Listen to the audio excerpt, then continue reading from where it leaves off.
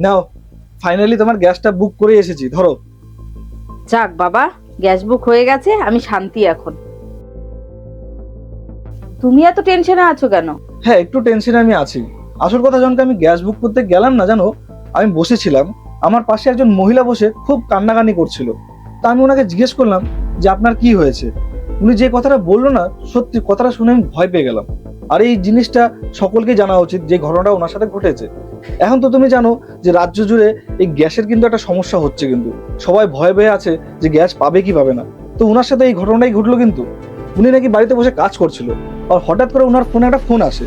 তো উনি ফোনটা রিসিভ করার পরে পাশে থেকে একজন বলছিল যে আমি গ্যাস অফিস থেকে বলছি, আপনি গ্যাসের নাকি বায়োমেট্রিক করেননি, আপনাকে বায়োমেট্রিকটা করতেই হবে, নাহলে কিন্তু আপনার গ্যাসের লাইন থেকে আপনার নামটা কাটা যাবে। উনি মহিলা মানুষ, ভয় পেয়ে গেছে। উনি বলছে হ্যাঁ, না না, আমি করব, আপনার কি কি লাগবে বলুন।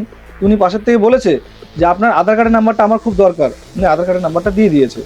এবার আধার কার্ডের নাম্বারটা দেওয়ার পরেই উনি ওনাকে বলেছে আপনার মোবাইলে একটা ওটিপি ঢুকেছে, আপনি ওটিপিটা আমাকে বলুন। তো উনি ওটিপিটাও বলে দিয়েছে। ওটিপিটা দেওয়ার পর উনি বলল যে আপনার কিন্তু গ্যাসের লাইনটা ক্লিয়ার হয়ে গেলে এখন থেকে আপনি গ্যাসের সার্ভিসটা পাবেন। তো মহিলা মানুষ খুব খুশি। এবার উনি কাজ করছে। আধা ঘন্টা পর থেকে উনার মোবাইলে একটার পর একটা মেসেজ ঢুকে যাচ্ছে।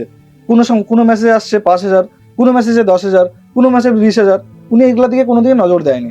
এবার ওনার হাজব্যান্ড আসার পর উনি ওনার হাজব্যান্ডকে বলেছে আজকে যেন গ্যাস অফিস থেকে আমাকে ফোন করেছিল আর বললো যে গ্যাসের বায়োমেট্রিক করতে হবে, তা আমি করে নিয়েছি, আর তোমাকে গিয়ে লাইনে দাঁড়াতে হবে না।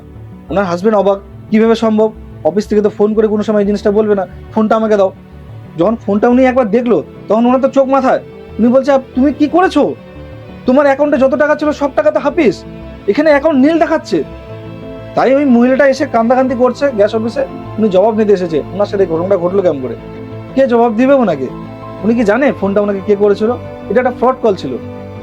সত্যি বলে না, কারোর ভাদ্র মাস আর কারোর সর্বনাশ, সেই জিনিসটা কিন্তু হলো। তুমি ঠিক বলেছো, কিছু শয়তান লোক আছে যারা কিছু মানুষের খারাপ সময় সুযোগ নিয়ে থাকে। আর তোমাকে বলছি তুমিও কিন্তু সাবধান থাকো। না বাবা, আমি সাবধানে থাকবো।